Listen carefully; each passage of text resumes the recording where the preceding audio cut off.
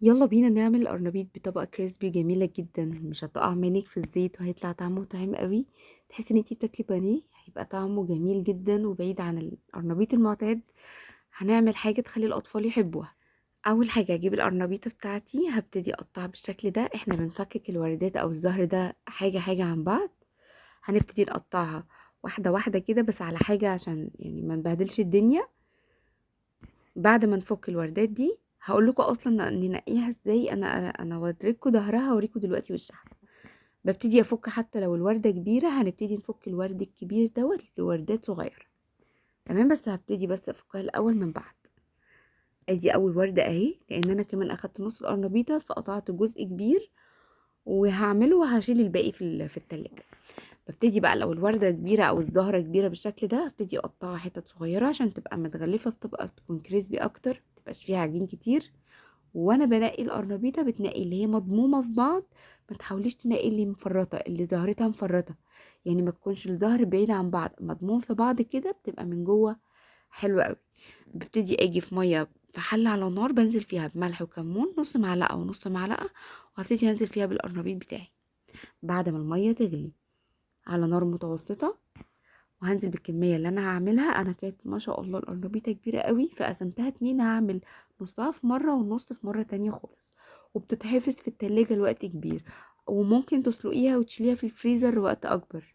يعني انا بشيل القرنبيط في الفريزر بالسنة، بطلعه اعمل له الخلطة بس وببتدي اسويه على طول. تمام. فلو انتي هتعمليه في وقت قصير، يعني ما بين لو واحدة كبيرة زي ما انا جبتها كده وهتقسميها اتنين، سيبي في التلاجة تقعد معاكي اكتر من اسبوع ونص، داخله في اسبوعين. تمام. هعرف منين ان القرنبيط بتاعي استوى؟ ببتدي بعد 10 دقايق بالظبط، هو خد معايا بالظبط 10 دقايق. ابتدي من عند ال8 دقايق كده نشوف الزهرة بتاعت القرنبيط ابتدت تطرى وتتقطم بسهولة ولا لا. بس ما سيبوش يتهري، يعني انا عايزة العرق اللي هو من تحت ده يكون بيتقطم بسيط. تمام. لان بالبخار هيسوي لي بقيته. فانا اخد معايا 10 دقايق بالظبط. بركينه على بعض يتهوى او يبرد خالص، مش هينفع نعمله سخن. تمام. ببتدي احضر الخلطه. عقبال ما يتعمل انا نزلت ب3 بيضات، ونزلت عليهم برشه فلفل اسود. تمام. طبعا البيض هتبقى على حسب الكميه اللي انت هتعمليها، فانا يعني عملت نص القرنبيطه الكبيره دي. 3 بيضات كانوا كافيين جدا. رشه فلفل اسود، وهنزل بشويه توابل هنزل لكم بيها تحت الفيديو. كمون، كزبره، شطه لو حابين، توم باودر، بصل باودر، وملح. تمام. هتلاقوها تحت الفيديو. هبتدي انزل بالتوابل ديت واقلبها كويس مع البيض. تمام. وهنكون مجهزين معايا حزمة بقدونس، هنكون غسلينها ومقطعينها حتت صغيرة خالص. هبتدي اخد نصها. تمام. لو حسيت النص كبير ببتدي اقل منه شوية. فزي ما انتوا حابين طبعا الخضرة تبقى قد ايه فيه. بس نص حزمة البقدونس كانت حلوة جدا. ببتدي اقلبها كويس مع البيض. تمام. ونكون مجهزين معايا بقى على جنب. دي كده الخلطة الأولى، احنا هننزل فيها بالقرنبيط في خلطتين، خلطة أولى وخلطة تانية. هنعمل اللي هو الكفر الخارجي عشان تكون الطبقة بتاعة القرنبيط كريسبي من بره. هنا أنا ضفت كوباية دقيق واحدة. تمام. وهبتدي أنزل بالمية واحدة واحدة لغاية ما يبقى السمك متجانس، يعني يبقى العجين دوت تقيل حاجة بسيطة قوي. هوريكم شكل القوام هيبقى عامل ازاي. أنا ببتدي أنزل بشوية شوية صغيرين مية فترة من الحنفية. تمام. واحدة واحدة. وهفضل افك معايا الخليط بتاعي لحد ما اوصل لسمك عجينة الكريب. شوفوا عجينة الكريب بتبقى عاملة ازاي. تمام. بنوصل للسمك بتاع عجينة الكريب، وده كده بيبقى القوام المظبوط ليا. انا هنا حبيت اوريكم شكل القوام اهو، مش خفيف خالص ومش تقيل. ببتدي بقى اجهز كوباية دقيق قدامها كوباية نشا. تمام. ومنهم هنضيف نفس التوابل اللي احنا ضفناها في الاول، وزيادة عليهم بابريكا وكركم وبيكنج باودر. تمام. يعني نفس التوابل اللي انا تبلت بيها في الخلطة الاولى هضيفها هنا في الخلطة التانية برضو، بس زيادة عليها 3 حاجات فقط. بيكنج باودر معلقة كبيرة، وكركم، وبابريكا. هبتدي بقى اقلب المكونات دي بتاعتي. طب انا الكركم والبابريكا بيدوني لون حلو قوي للقرنبيط. هقلب المكونات بتاعتي كلها. تمام. وهنبتدي بقى ننزل بالقرنبيط اهو. بعد ما هدي خالص، لازم يكون بارد عشان يمسك فيه الخلطة كويس. تمام. هبتدي انزل فيه بالخلطة الاولى، وبعد كده هبتدي اعمله بالكفر بتاعي اللي احنا جهزناه مع بعض.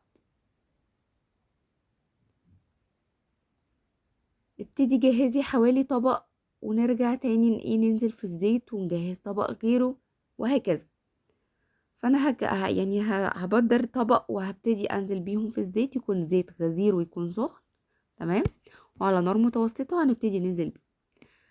اهم حاجة ان القرنبيطة بتاعتي تكون اتغلفت كويس بالكفر اللي احنا مجهزينه مع بعض. وعايزه اقول لكم لو حابين نكهه التوم تبقى عاليه شويه، انا حطيت هنا توم باودر. لو بتحبوا طعم القرنبيط او ريحه القرنبيط يبقى باين فيها التوم، هندق فصين توم خارجيين اللي هو الفريش وننزل بيهم في الخليط السائل بتاعي، تمام. لكن التوم الباودر كانت نكهته باينه وكانت جميله جدا، لكن لو الناس بتحب ريحه التوم واضحه هنبتدي نحط فصين توم مع الاضافات اللي احنا ضفناها دي كلها.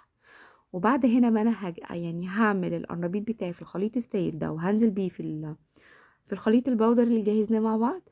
هيكون الزيت معايا جاهز وهبتدي ننزل بيه على طول في النار. الزيت اهوت يكون غزير، وهبتدي انزل بالقرنبيط واحده واحده، نار متوسطه معايا، تمام.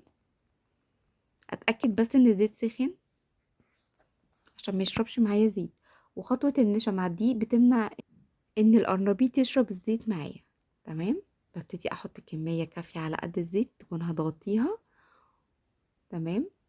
وانا بحب اغطي اي مقليات، يعني اي حاجه بتتقلي بحب اغطيها. فانا هغطيها واسيبه دقيقتين 3 كاننا بنحمر بانيه بالظبط، وهبتدي اقلبه على الناحيه التانية. اول ما الاقيه اخد اللون الذهبي الحلو هبتدي اقلبه على الناحيه التانية. وحاولوا تخلوه يستوي كويس، يعني ما تستعجلوش عليه، مش من اول طبقه فاتحه، علشان من جوه الخليط السائل ده ما يبقاش لسه ناي معايا. يعني انا عايزه اضمن انه استوى من بره ومن جوه، تمام. فياخد طبقه ذهبي بس تكون يعني غامقه شويه، مش اول ما يلقط لون نشيله، لا، الطبقة دي تغمق شوية نقلبه على الناحية التانية دقيقتين 3، وبنشوف برضو مع بعض القرنبيط وصل لأنهي لون، تمام. وبنكون مجهزين جنبي مصفى ونطلع فيها القرنبيط اول ما ياخد لون دهبي. انا جهزت اهو المصفى. انا كنت ببقى مغطيه، ولما باجي ارفعه بكون يعني شايله الغطا عشان اوريكم معاه. لكن الافضل اي حاجه هنحمرها نغطيها على طول، مش عشان البوتاجاز، عشان يعني عشان صحتنا. يعني اي مقليات اللي هو متعرية بتتفاعل، الزيت بيتفاعل مع الهواء بيطلع مواد ضارة في الاكل بتاعنا. فانا عشان اتفادى ده بحب ان انا اغطي اي حاجة بقليها. هنا بصوا وصلت اللون دهبي حلو اهو، ببتدي ارفعه على مصفى. وممكن بعد المصفى دي تطلعوا بيها على مناديل او على ورق زي ما انتوا حابين. وادي الشكل النهائي. ممكن تجربوا معاه سلطة الزبادي بالخيار، جميلة جدا وتخليه يتهضم بسرعة وسهلة قوي. ببشر خيارتين مثلا كبار وقصادهم علبتين زبادي صغيرين، تمام. وبقلبهم ببعض وبنزل عليهم بسنة نعناع صغيرة.